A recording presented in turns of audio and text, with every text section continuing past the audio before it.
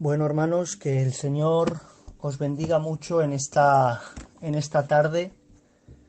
En primer lugar, les saludo a todos en el nombre de Jesús y me gustaría que por favor me dijeran si se escucha bien, ¿vale? Si hay alguien que no esté escuchando, me gustaría que por favor me lo dijeran y corto y vuelvo a entrar, ¿vale? Así que si se escucha bien, muchas gracias, Esteban, amigo. Bueno, hermanos, pues es una bendición lo que llevamos de culto. El Señor ha estado utilizando a nuestro hermano Dani de una manera especial y a nuestros hermanos que han estado cantando. Damos gracias a Dios por los hermanos, las hermanas que tenemos en la iglesia que cantan alabanzas al Señor, que es una bendición y un privilegio tener estos talentos en la iglesia, hermanos. Aleluya.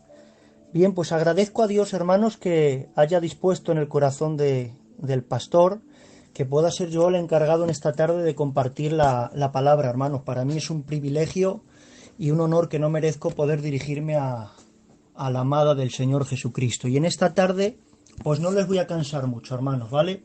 Simplemente voy a estar, pues, 10 o 15 minutos compartiendo un texto de la palabra, hermanos, con la intención de que la iglesia sea edificada en la palabra, hermanos, porque creo que la iglesia, hermanos, únicamente puede ser edificada en la escritura, hermanos, en la palabra inspirada por Dios. Así que, para no dar más rodeos, hermanos, vamos a ir a la Biblia, hermanos. Vamos a ir a 2 de Corintios, capítulo 3, y dice así el rótulo de la palabra, dice, ministros del nuevo pacto. Y dice así, hermanos, en el nombre del Padre, del Hijo y del Espíritu Santo. Dice el apóstol Pablo, ¿comenzamos otra vez a recomendarnos a nosotros mismos?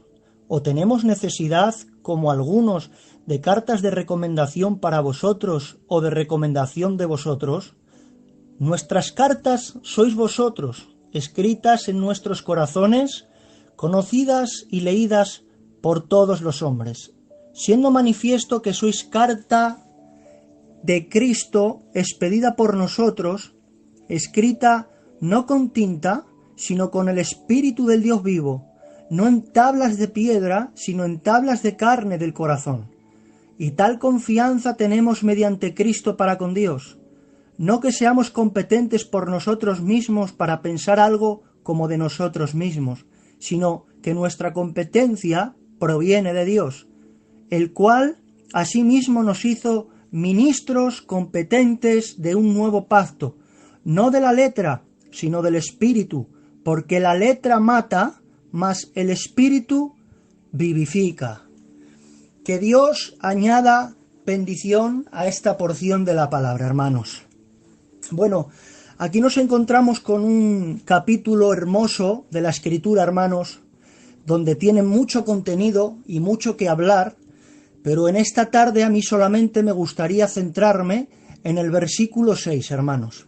Si hiciéramos una exégesis completa a lo que es el capítulo 3, podríamos ver, hermanos, cómo los judaizantes se infiltraban dentro de la iglesia y les decían a los cristianos que el apóstol Pablo pues no tenía autoridad, como que negaban el apostolado de Pablo, diciéndoles a los cristianos que cuando viniera Pablo donde ellos, pues que les presentara cartas de recomendación de los ancianos de Israel.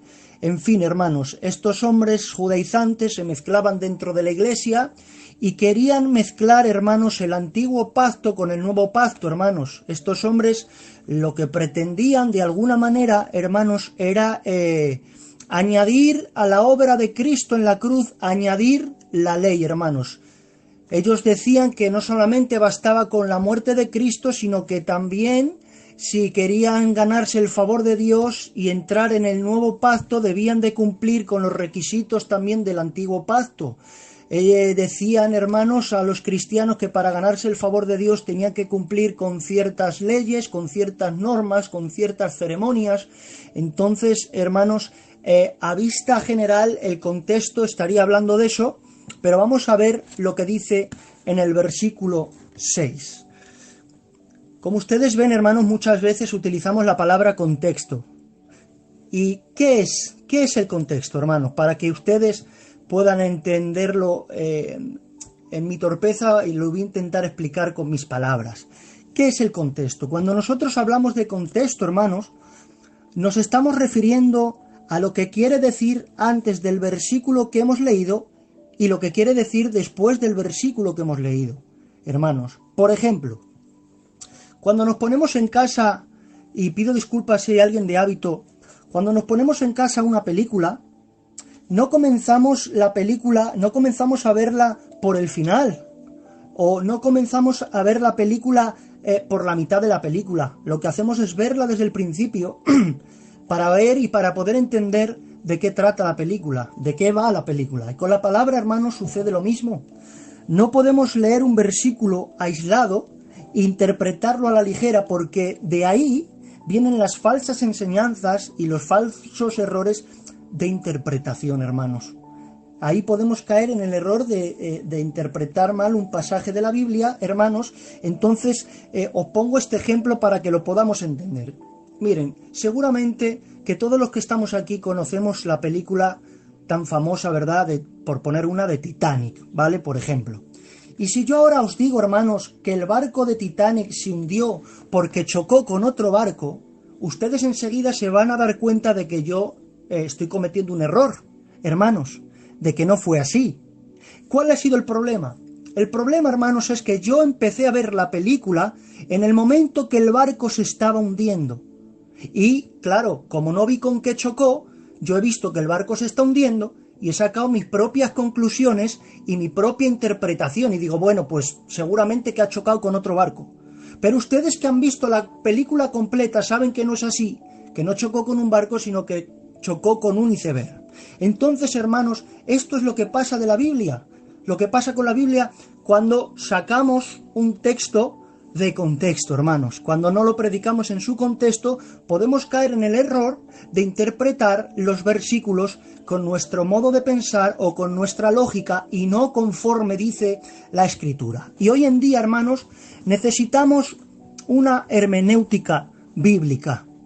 ¿Y qué quiere decir la palabra hermenéutica? También en palabras para que ustedes me puedan entender. La palabra hermenéutica significa, hermanos, normas básicas de interpretación bíblica. Hermanos, la hermenéutica es predicar un texto en su contexto para no crear un pretexto. Parece como una combinación de palabras que parecen y suenan muy raras, pero ustedes lo van a entender enseguida, hermanos. ¿Qué es un pretexto? Un pretexto, hermanos, es decir algo que la Biblia no enseña.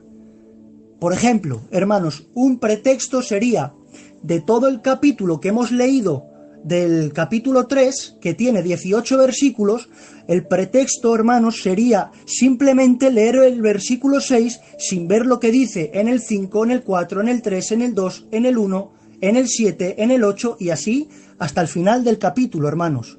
Porque si solo leemos un versículo, no nos vamos a enterar de qué trata todo el capítulo, hermanos. Y claro, al hacer eso estamos creando un pretexto y estamos intentando de alguna manera interpretar la Biblia con mis ideas, con mis influencias y bajo mi perspectiva, hermanos, y no lo que Dios nos quiere hablar en el capítulo. Así que, hermanos, me gustaría ir en esta tarde rápidamente al versículo 6, habiendo hablado del contexto, que está hablando de un nuevo pacto, ministros de un nuevo pacto. Hermanos, vamos a ir al versículo 6 y dice: el cual asimismo nos hizo ministros competentes de un nuevo pacto, no de la letra, sino del Espíritu, porque la letra mata, mas el Espíritu vivifica. Bueno, hermanos, en primer lugar, tenemos que ver aquí, hermanos, que está hablando de dos pactos. Está hablando de dos pactos. El pacto de la letra y el pacto del Espíritu. Eso está hablando de dos pactos, hermanos. El pacto de la ley y el pacto de la gracia.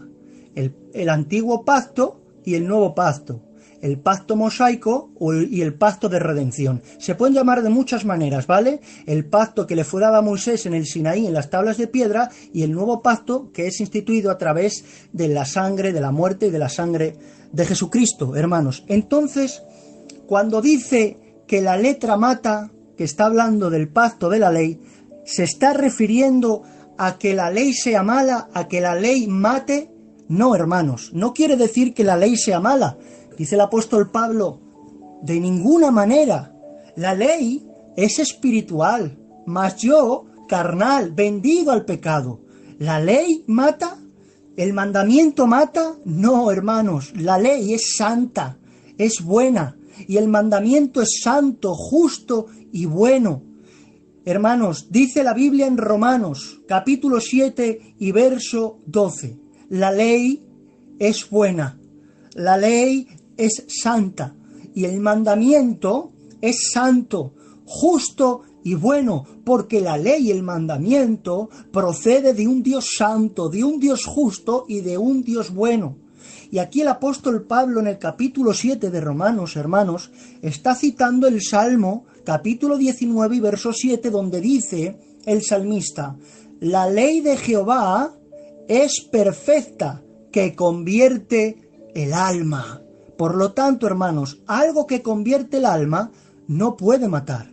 Entonces, cuando dice que la letra mata, ¿a qué se está refiriendo? Bueno, pues si vamos al contexto del capítulo 7 de Romanos, podemos ver que el apóstol Pablo dice, no conocería yo el pecado sino por la ley, porque ¿cómo sabría qué es la codicia? O sea, ¿cómo sabría que la codicia es pecado si la ley no me dice no codiciarás? ¿Cómo sabría yo que es pecado la codicia si la ley no me dijera no codiciarás? Claro, en el verso 11 dice, porque el pecado, escuchen, el pecado, tomando ocasión por el mandamiento, me engañó y por él me mató. Hermanos, lo que le mató no fue el mandamiento, lo que le engañó no fue el mandamiento, sino el pecado. ¿Y qué es el pecado, hermano? El pecado es transgredir, hermanos, el mandamiento y la ley de Dios. Eso es lo que mata, hermanos. Ahí es a lo que se está refiriendo que la letra mata, hermanos. No porque el mandamiento sea malo, como hemos visto, es justo, bueno y convierte el alma. Mata por la transgresión de dicho mandamiento, por transgredir la ley y los mandamientos de Dios. Eso es lo que mata, hermanos. Dice la Biblia en Gálatas, capítulo 3 y verso 10, dice, maldito todo aquel que no permanezca en todas estas cosas escritas en el libro de la ley para hacerlas. Aleluya. Miren, hermanos, Dios no dio la ley como un medio para dar vida. Dios no dio la ley como un medio para dar vida. El propósito de la ley, hermanos, era llevarnos al conocimiento del pecado, era redarguirnos del pecado, hermanos, y al mismo tiempo ha sido nuestro ayo para llevarnos a Cristo, hermanos. La ley ponía de manifiesto el pecado que había en nosotros, hermanos. Nos fue dada, hermanos, para que conociésemos el pecado, pero al mismo tiempo también esa ley que nos da conocimiento del pecado ha sido nuestro ayo para llevarnos a Cristo. Porque esta ley, hermanos, esta ley perfecta de Dios, demandaba una obediencia perfecta, hermanos. Demandaba una obediencia perfecta por parte del hombre, pero esta ley no te daba los recursos para poder cumplirla, hermanos. Es decir, no te daba la gracia, para poder obedecer perfectamente los mandamientos, la ley de Dios. Hermanos, esta ley demandaba una obediencia perfecta desde la cuna hasta la tumba, perfectamente, pero no nos daba los medios, no nos daba los recursos para poder cumplirla. Hermanos, no nos daba la gracia para poder obedecer o ajustarnos a los estándares morales de la ley de Dios. Hermanos, sin en cambio esta ley nos ha llevado a Cristo para que por medio de la fe podamos ser justificados en Él.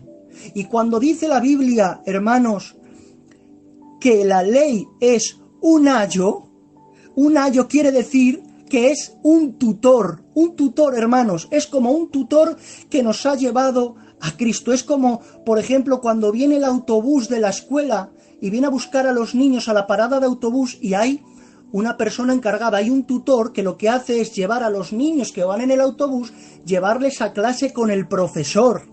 Hermanos, pues la ley es ese tutor que nos ha llevado a Cristo. Y quiere decir, hermanos, que nos ha guiado y nos ha llevado hacia aquel que obedeció perfectamente donde nosotros no podíamos obedecer, hermanos. Nos lleva a Cristo, hermanos, porque Cristo es el fin de la ley. Y cuando decimos que Cristo es el fin de la ley, esto no quiere decir que la ley quede invalidada y que ya no tengamos que cumplir con la ley, hermanos. No. Cuando dice que el fin de la ley es Cristo, nos está hablando que Cristo cumplió con toda la ley, hermanos. De hecho, Cristo dice, yo no he venido a abrogar la ley, yo he venido a cumplirla. Hermanos, Cristo cumplió la ley en nuestro lugar para que ahora nosotros por la fe podamos apropiarnos de los beneficios como si hubiésemos cumplido la ley de la manera que la cumplió Cristo, hermanos. Aleluya. Ahora, hermanos, por medio de la fe en Jesucristo, nos apropiamos de las bendiciones de la ley como que la hubiéramos cumplido, hermanos. Ahora el Espíritu Santo produce en nosotros el querer cumplir esa ley, pero no de una manera perfecta, porque eso solamente lo podía hacer Cristo, pero sí de una manera sincera, hermanos. Aleluya, esto es de lo que habla la letra mata. Hermanos, mataba transgredir la ley, transgredir el mandamiento, transgredir esa ley, hermano, es lo que mataba. Pero ahora dice, el Espíritu vivifica. Y saben, esta ley, hermanos, era una sombra, pero Cristo es la sustancia misma, hermanos. La ley era una imagen de cosas mejores que habrían de venir, y estas cosas mejores que habrían de venir se encuentran en Cristo, hermanos, en Cristo. Y cuando nos habla que el Espíritu vivifica, nos está hablando del pacto de gracia, o el pacto de redención, o el nuevo pacto. Y esto, hermanos, esto es el Evangelio. Por eso nos vivifica, hermanos, porque en vez de matarnos por haber transgredido la ley perfecta de Dios, nos da vida por medio de la fe en Cristo. Hermanos, porque Cristo obedeció perfectamente y a cabalidad, hermanos, con todos los estándares morales de la ley de Dios, hermanos, para que ahora nosotros, por medio de la fe, nos podamos apropiar de esa obediencia perfecta. Y ya no nos mata, porque ahora Dios nos ve en Cristo como que hubiésemos cumplido perfectamente su ley. Entonces nos da vida, hermanos, pero por medio de su Hijo. Cristo, hermanos, no transgredió ni un solo mandamiento. Él cumplió con todos a la perfección, hermanos. Entonces ahora, al imputarnos su obediencia perfecta, su justicia perfecta, su rectitud perfecta, hermanos, soy puesto delante de Dios como si hubiese cumplido toda la ley, hermanos. Por eso el Espíritu nos vivifica, nos da vida, hermanos. Nos da vida escribiendo en nuestros corazones el nuevo pacto. Miren lo que dice, hermanos, el versículo 3 de 2 Corintios que hemos leído. Siendo manifiesto que sois carta de Cristo, expedida por nosotros. Y fíjense, escrita no con tinta, sino con el Espíritu del Dios vivo. No en tablas de piedra, se dan cuenta, como en el antiguo pacto, como en el pacto de la ley de Moisés, hermanos. No escrita en tablas de piedra, sino en tablas de carne del corazón. Aleluya, el Espíritu del Dios vivo, hermanos. Escribe, hermanos, en las tablas de carne del corazón la ley de Dios, hermanos. ¿Y eso qué es lo que nos está hablando? Nos está hablando del nuevo nacimiento, nos está hablando de la regeneración, esa obra perfecta que proviene de Dios, hermanos. Y ahora, teniendo esta nueva vida que nos ha dado el Señor por medio de su Espíritu, teniendo esta nueva vida, produce en nosotros amor para cumplir con los estándares morales de la ley de Dios, hermanos. Pero como he dicho, no de manera perfecta, pero sí de una manera sincera, queridos hermanos. Ahora es la gracia que obra en nosotros por el poder del Espíritu Santo, la que nos conduce a querer cumplir con lo que antes no podíamos cumplir en nuestras propias fuerzas, hermanos. Nosotros en nuestras propias fuerzas, hermanos, no podíamos cumplir con la ley de Dios. Aleluya. Pero ahora, en Cristo, por medio del Espíritu Santo, la gracia de Dios obrando en nosotros, produce en mí el querer cumplir con esa ley, hermanos. No perfectamente porque no puedo, porque sigo viviendo en un cuerpo de carne, hermanos, con mis limitaciones, pero sí de manera sincera, hermanos. ¿Para qué? Para que Dios se lleve toda la gloria. Resumo, hermanos, y cerramos. Para resumir este mensaje, hermanos, tengo que decir que tanto un pacto como el otro son instituidos por Dios. Y en el viejo pacto, hermanos, el viejo pacto nos dice lo que debemos hacer si queremos vivir, pero sin darnos su gracia para poder cumplirlo, hermanos. Vemos en el antiguo pacto, vemos en la ley, hermanos, que el hombre es incapaz, hermanos.